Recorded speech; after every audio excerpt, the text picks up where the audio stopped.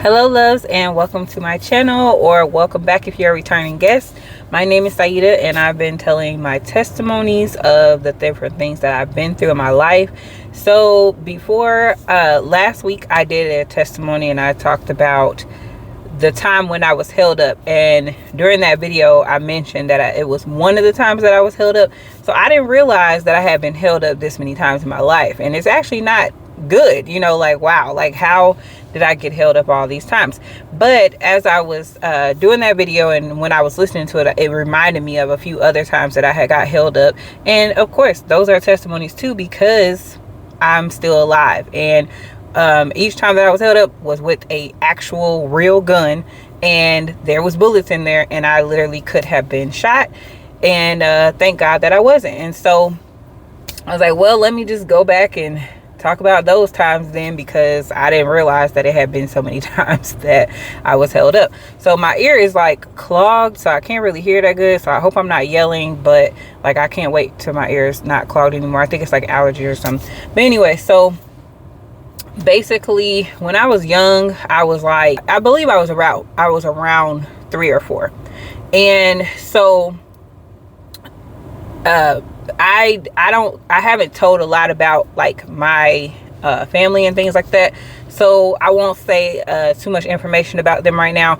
But it was a situation that happened where we wasn't, people was in circles that wasn't so good. And so basically some people came to collect on some things that they knew about, some money that they knew about or something. And so basically I was like 4 years old. My sister was my mother was dressing me and my sister. We were in the family room, dining room area, and so she was dressing us, and we had on some like yellow Daisy Duke shorts, and we didn't have on a top. Now I'm young, but at the same time I know that like I don't have on the top, like men shouldn't be looking at me because I don't have on the top.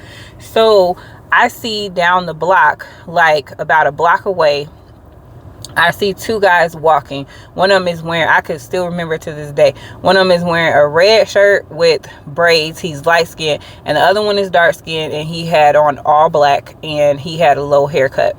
And so I see these 2 guys walking down the street, like around, they're going to come around a corner, and I'm like, well, they're probably going to come past our house. And all this I'm thinking when I'm only like 3 or 4 years old, but I'm like thinking that, okay, they're going to come past our house, even though they're going like on the side this way, like a block away, but they're going to turn the block and come this way across in front of our house. So I know that the front door is open, so I'm like, okay, let me go and close the front door so that they, nobody will see us without our shirts on. So I go over to close the front door. I put my hand on the door and I get ready to close it, and my mom yells like, get back over here, you don't have on a shirt. And this stuck with me for my whole life. Like this situation has stuck with me for so long. But anyway, so I didn't close the door because she yelled for me to come back because I didn't have on a shirt.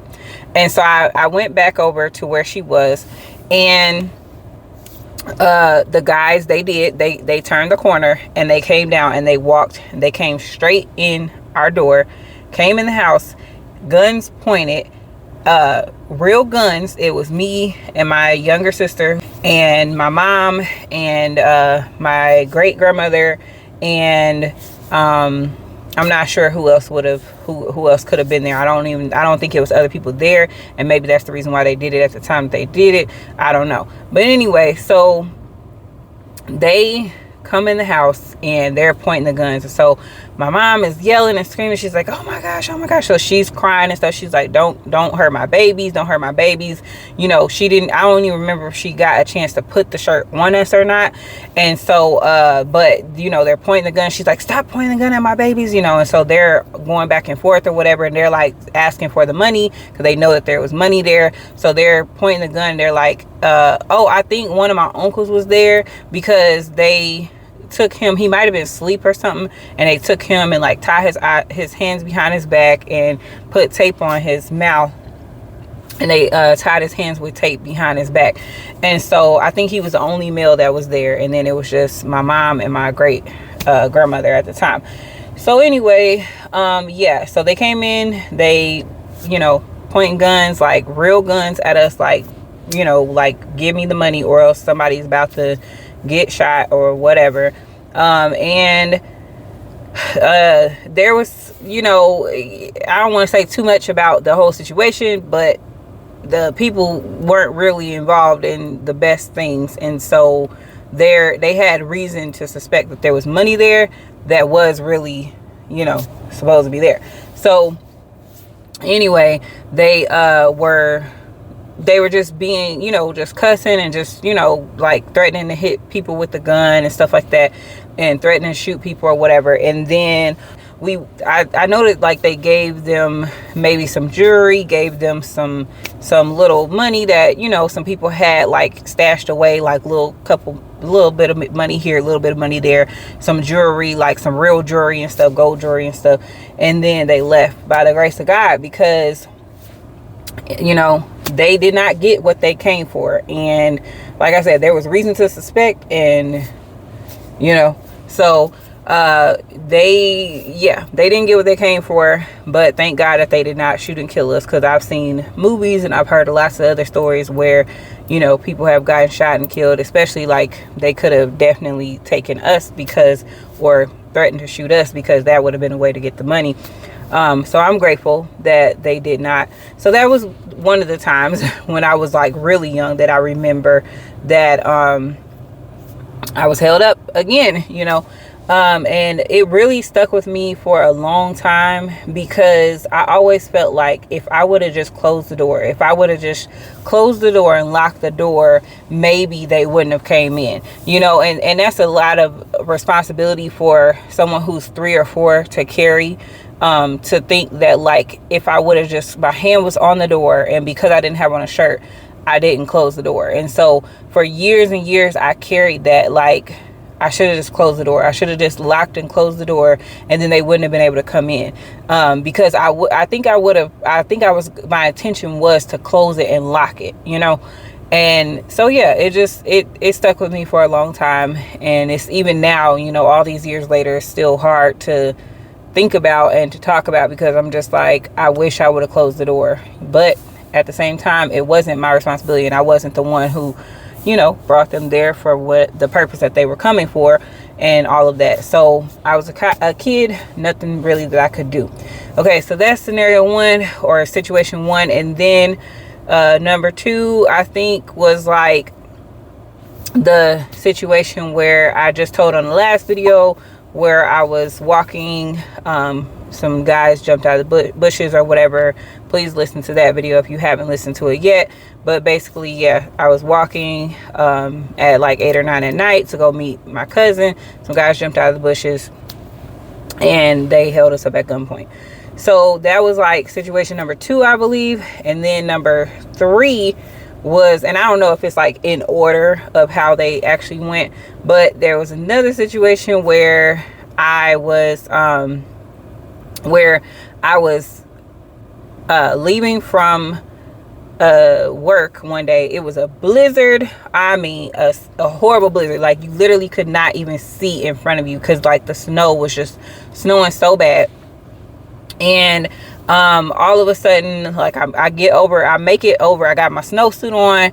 It's like I'm trekking through the snow trying to get across the street to get to the bus stop. Of course, the buses are delayed and everything. And so I get over to the bus stop, and I can see a guy walking, you know, because it's like I can kind of see a little bit of him like through the snow. That's like the blizzard is just blowing so hard. And so I can see him walking, and I'm not really thinking much of it, but I'm like, you know, I'm holding my bag because I had my snowsuit and my other stuff in there, and I had put on my extra coats and stuff when I had left work because I knew I had to catch the city bus.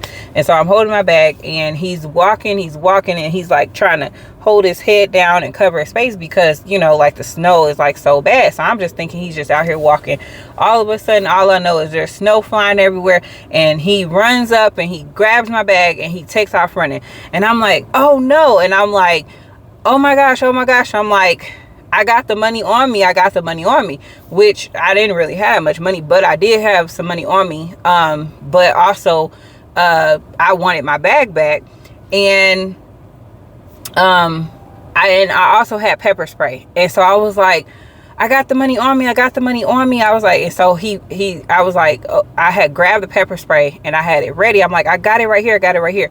So he turned around and he runs back over to where I'm at, and I'm like terrified, but I try to pull out my pepper spray and spray it, and all the wind is blowing so hard that the pepper spray just like psh, and it just blows over with the snow, and he just looking like, seriously, like, quit playing. And then he takes off with my bag. I'm like, oh my gosh. So I'm panicking. And so so this situation, because it's supposed to be about being held up, I believe he did have a gun or he had a knife. It was one of the two, but he had a gun or he had a knife when he came up, and he was like, you know, when he grabbed my bag, he like pointed it at me or whatever.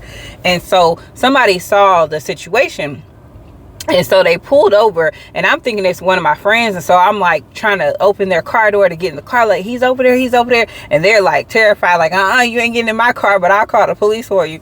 And so they called the police, and then the police come out, and they were able to catch him down the block. I did have like a little bit of money in my purse or my bag. My purse was inside my bag, and so, but the police were like, oh, you can't get it back unless it was like wrapped in a red rubber band with, you know, this and that on it. Like, it has to be specific as to why you would be able to get it back.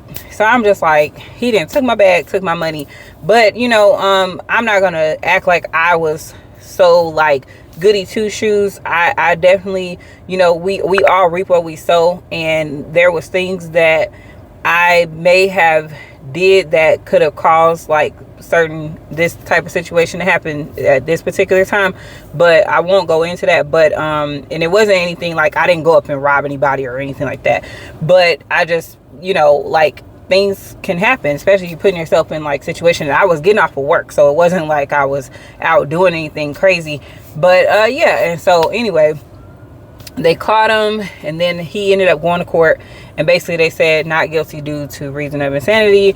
And yeah, they had me in the back of the police car because they had to make sure that, you know, I was safe. And then it was, like I said, it was a blizzard, you couldn't even barely see, and so they put me in the back of the police car, and they were holding me there until they did everything and figured out everything.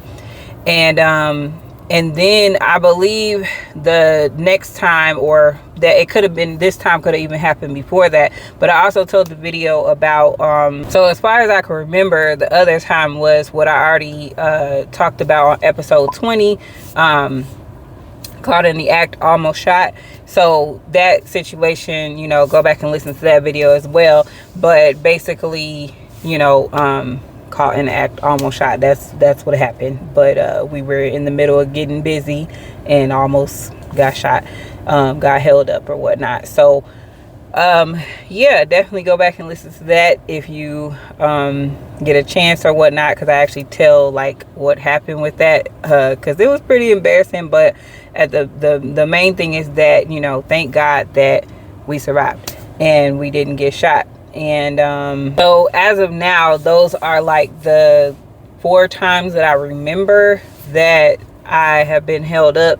I hope there's no more, because that's just horrible. Like, even having to think back to those, I'm just like, oh my gosh, like, really, I've been held up that many times. And you know, like I said, the main thing is that, like, this is a testimony, because each and every time those guns were real, and each and every time they were loaded. And so each and every time I could have been shot, killed, hurt, paralyzed, all the different things. And so I'm just so grateful to the Lord Jesus Christ that he protected me from getting shot, getting killed, getting hurt in any type of way from that stuff, because there's a lot of times when it could have definitely went the opposite way. I was a lot of times unsuspecting. I didn't have, you know, I wasn't able to like fight back, and thankfully, you know, because who wants to be in the middle of a gun war or anything like that. But also I'm just grateful that the Lord was, you know, my protection. You know, the Bible says that the weapons will form, but they will not prosper. And so I'm grateful that even in all those, that no weapon formed against me shall prosper. And even when I was out not living for the Lord, he still protected me and did not allow a weapon to prosper in taking me out, killing, stealing, or destroying my life or my destiny. And so, yeah, so hopefully that was the only times that I ever had gotten held up. But I was just like, well, you know, I already talked about that one, and then I realized that I talked about the other one because I had already did episode 20. And so, and I believe the one right before this one is the one where I talk about the being held up the first time in the bushes or whatnot. And so, yeah, I was like, well, let me just go ahead and tell about the other times I've been held up. Go ahead and get that over with, get that testimony out, and then I'll move on to something different. So hopefully next week I will have a different part of my ratchet past that I can share, you know. Yeah, this is not fun, you know, but it's definitely a testimony, and I'm grateful. I'm thankful to the Lord above, because I wouldn't be anything without him. And so I'm grateful. I pray that you don't find yourself in these situations. And if you do find yourself in these situations, I pray that the Lord will protect you and help you as well, and that more people will give their life to the Lord and walk away from these type of lifestyles. But anyway, thanks for watching, and please come back, like, comment, and subscribe, and come back to watch more videos. And yeah, that's it for today. All right, bye, loves.